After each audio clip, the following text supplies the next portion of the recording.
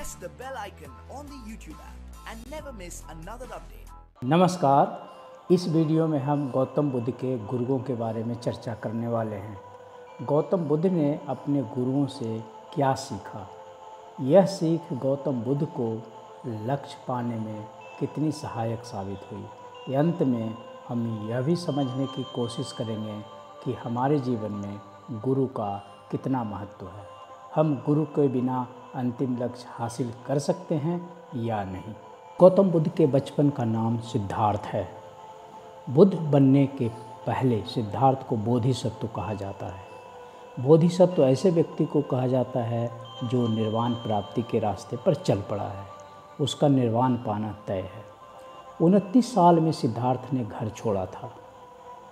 6 साल की कठिन साधना के बाद उन्हें निर्वाण की प्राप्ति हुई थी और वे बुद्ध बन गए थे।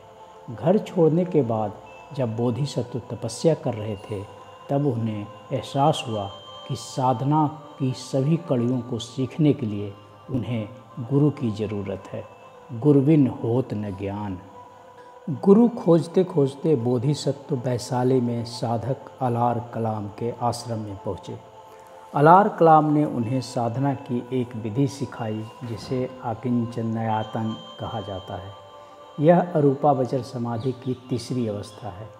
अरूपावचर समाधि में साधक 4 अवस्थाओं से गुजरता है।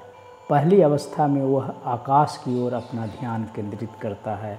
दूसरी अवस्था में साधक विज्ञान यानी अपने अंदर चित्त की ओर ध्यान केंद्रित करता है। तीसरी अवस्था में साधक आकिंचन यानी शून्यता की ओर अपना ध्यान केंद्रित करता है। समाधि की यही अवस्था बोधिसत्व ने गुरु अलार कलाम से सीखी। बोधिसत्व ने गुरु अलार कलाम से समाधि के आगे की अवस्था सिखाने को कहा, पर गुरु अलार कलाम ने स्पष्ट कर दिया कि इससे आगे की अवस्था वे नहीं जानते हैं। समाधि की जो अवस्था वे जानते थे उन्होंने बता दी। इससे आगे सिखाने के लिए उनके पास कुछ नहीं है। उन्होंने कहा कि बोधिसत्व आप हमारे बराबर आ गए हैं, हम दोनों मिलकर आश्रम को चलाएंगे। बोधिसत्व के मन में विचार विमर्श चलता रहा।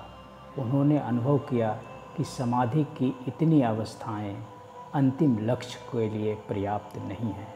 बोधिसत्व ने गुरु से इजाज़त मांगी और वे आगे निकल गए। घूमते घूमते बोधिसत्व राजगीर के पास उद्दक रामपुत्र के आश्रम में पहुँचे। उद्दक रामपुत्र ने उन्हें अरूपावचर समाधि की चौथी अवस्था न संज्ञा और न असंज्ञा सिखाई। समाधि की इस अवस्था में साधक के अंदर कोई चेतना शेष नहीं रह जाती है। उद्दक रामपुत्र ने कहा कि बोधिसत्व आप हमसे अधिक साधना सीख गए हैं, अब आप ही इस आश्रम को चलाएं। बोधिसत्व के मन में आया कि हम घर बार छोड़कर निकले थे लोगों को दुखों से मुक्ति दिलाने के लिए, लेकिन इतनी समाधि सीखने के बाद भी अंतिम लक्ष्य नज़र नहीं आ रहा है। गुरु उद्दक रामपुत्र से आज्ञा लेकर वे आश्रम से निकल गए। बोधिसत्व के मन में यह विचार आने लगा कि हमारे दोनों गुरुओं ने जितना संभव हो सका मदद की, लेकिन अंतिम लक्ष्य हासिल नहीं हो सका।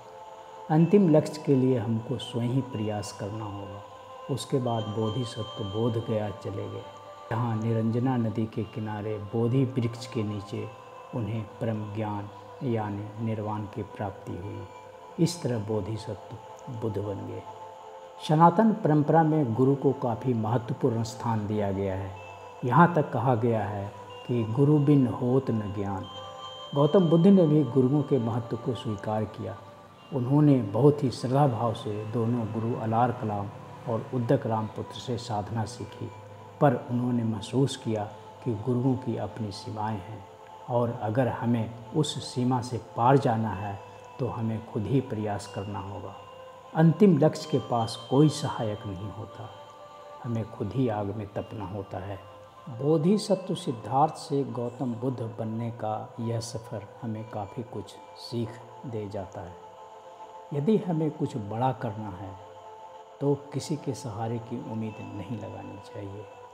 अगर कुछ सहारा मिल भी जाए तो भी यकीन मानिए अंतिम लक्ष्य तक पहुंचने के लिए आपको अकेला ही संघर्ष करना होगा।